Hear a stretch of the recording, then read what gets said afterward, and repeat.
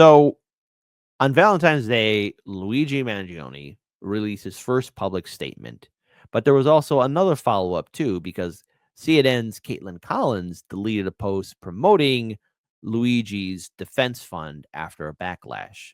So, okay, there's a couple of things to take away from this. But first, I think it's important for us to acknowledge okay, we haven't heard from Luigi in quite some time. And Luigi, in regards to his story, seems to have been pushed aside since a lot of people don't want to talk, or at least corporate media wants people to forget just how scummy these big health insurance companies can be. So let's go ahead and first pull this up here. So Luigi made a statement to the public. Accused killer Luigi Mangione said he was grateful for his fans in his first public statement released 2 months after he was nabbed for allegedly gunning down the United Healthcare CEO, Brian Thompson. This was done on December 4th of 2024. What time to end on the final months of the final year of the dragon. The statement was featured on a homepage of a new website created by the murder suspect's legal defense team to combat misinformation and offer updates on the multiple cases levied against him for the high-profile December 4th assassination in the Big Apple. I am overwhelmed and grateful for everyone who has written to me to share their stories and express their support, said Luigi Mangione.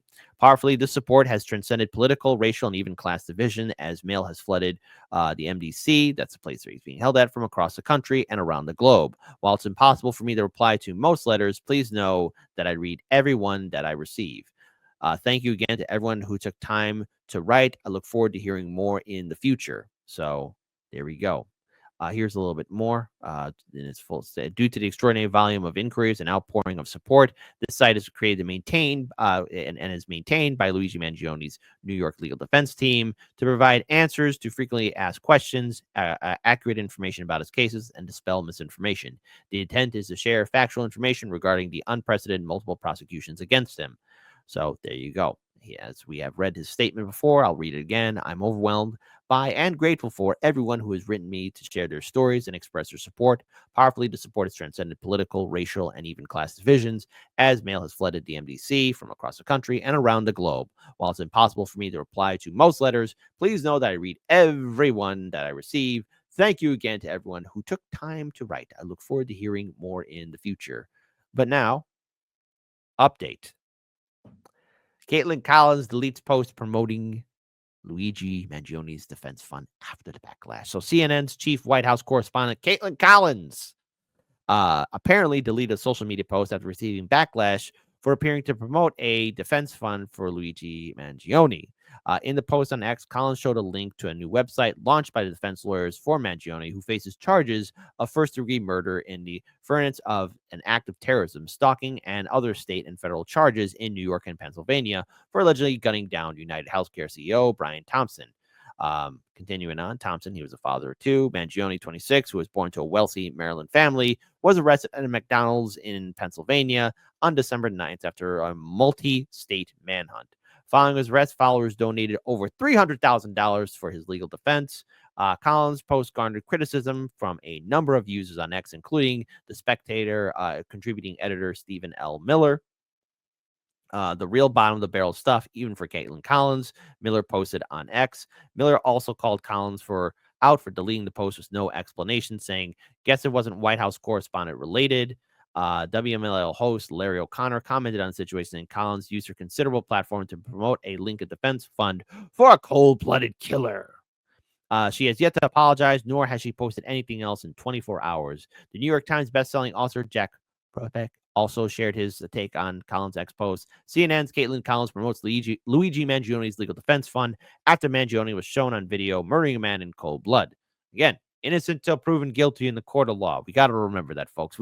We do live in a society of rules. But what's the takeaway from this? First of all, obviously linking that post, I mean, she could have just stated something else a little bit differently, saying, hey, in case there's misinformation, but you are the White House correspondent. But horrible timing. CNN, you keep screwing up. It is absolutely hilarious when you see corporate media try and do its help. All right. Corporate media never helps. It's the same corporate media that goes around and told us throughout all of 2016 and throughout all the 2020 Democratic primaries that we can't talk about Medicare for all. And they promote Democrats and liberals saying that the healthcare insurance industry is great.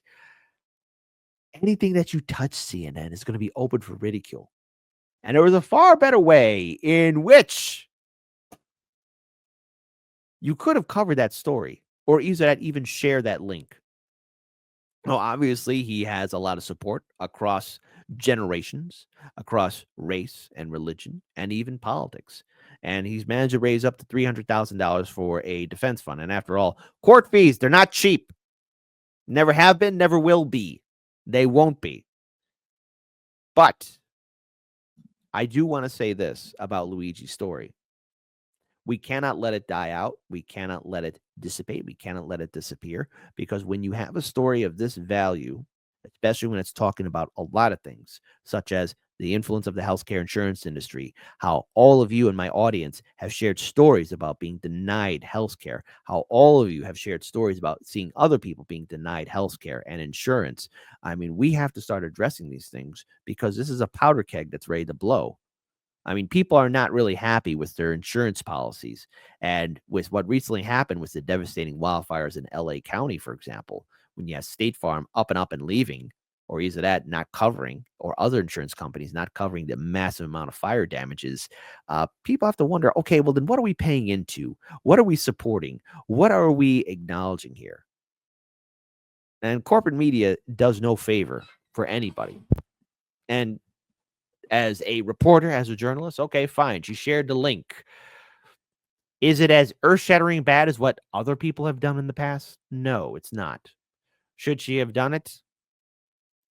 If she was able to make a better statement on X, then yeah. But anything that these reporters do, always question it, especially if they're trying to help. And no matter what, again, a court case, again, the court proceedings must proceed. The process must proceed. And Luigi and his team have to prove his innocence, all right? And having anyone from the establishment media trying to add in their own influence always ends in disaster. We've seen this before. We've seen this story before. It goes nowhere. Now, but what do you guys think? Do you think that she should have deleted that post, or should she kept it up there? Type 1 for she should have deleted that post. A type 2, no, she should have kept it up there. Or type 3, she never should have done anything in the first place. Radio station just censored the word devil. Clearly, we are on a different level. I guess you wouldn't notice all the rolling boulders crashing past your shoulders when you're taught to shift your focus lower, scream at all the pebbles. Cheering on the bombers because you can't abide the rebels. But I bet you'll wring your bloody hands when all the dust has settled, when the last little limb is pulled from Gaza's twisted metal. Then you can say how you were led astray, and never once in all your days would you have knowingly supported all the genocide for which you clapped and prayed. But they baited you with unconfirmed blurbs about babies until you were filled with rage. Yet someone told you babies had been starving, bombed, and caged for nearly 80 years in Gaza, and you looked the other way. So regret, but make it fashion. Go and pluck that final petal off a hyacinth on Instagram for every kid they kettled. Every son that Israel imprisoned when they're little, that they tortured for a decade, then surprised with their acquittal. And when they got released and saw their parents, and whatever siblings hadn't met the missiles, they stared right through their middle. Their eyes don't seem to focus, and their words are all but dribble, like they're pondering the darkest riddle. That is, how many false flags does it take to make humanity inhuman and uncivil, distorted by the revel? The crooked slant where Israel contorts into America, Biden bathing Bibi in a bloodbath in the bevel. I opened up my feed, and I saw children disassembled. Turned some music on, and heard the station censor devil. Imagine thinking Doja Cat's a threat to moral fabric in the single largest terror cell that ever felled a temple, that ever sparked a cleansing, that ever burned a market, that ever raped with bayonets or carpet-bombed apartments, that ever turned your water off and left you in the darkness, left you doing surgery on children while they're conscious. You sing the devil's praises every time you sing our anthem. You sing a hymn to him that watched us birth 1,000,000 phantoms. You'll proudly wave his flag, and yet you will not name the devil? Well, clearly, we are on a different level. I can give you names, shit, I'll give you several. They say the devil wears a different face for every general, like a composite of the char he brought to fields of emerald, and the wail of every childhood we made ephemeral. So who else has left the stain of blood on everything they touch? Who else can starve civilians and they don't so much as blush? Who else has paid for Gaza being flattened into dust? If there's ever been a devil on this earth, then it is us. That's U.S. What an ugly couple letters. Feeding shit and ignorance to those it chose to tether. From the river to the sea, both are slowly growing redder. For the devil that you know just knows you better. It knows every gut reaction it could ever make you feel. It knows fear is that which wakes you up and gets you on your wheel. It knows just the kind of story that will justify its war. And the scripts are wrapped for World War IV. So just imagine my surprise to give the radio a listen and to hear such pious morals out of Zionists and Christians that they'd take the devil's name and try to clip it from existence while they carry out his bloody business. You would wave a fascist flag, and yet you honor not your Iblis? Name you not Apollyon? Hush you now your witness? Bleed the name of Belial till tongue is rolling listless in the man-made mouth of Mammon, as Lamia's whispers listen. When carts are wheeling bodies through the cities that we crushed, and the very air is rotten with decay of all that was, who else would censor devil yet behave as Legion does? If there's ever been a devil on this earth, then it is us. U.S., but not a unity of souls.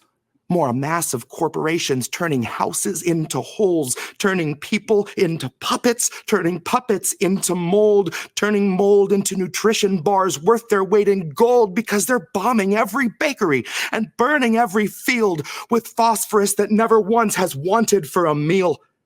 The devil wears a mask and it delights in the reveal, in that moment where the face is let to peel. We do not love the underdog. We do not cheer the rebels. We lust for all their blood until the dust has finally settled. Then pity just ourselves that we were so misled to revel. Proudly wave his flag, and yet we will not name the devil.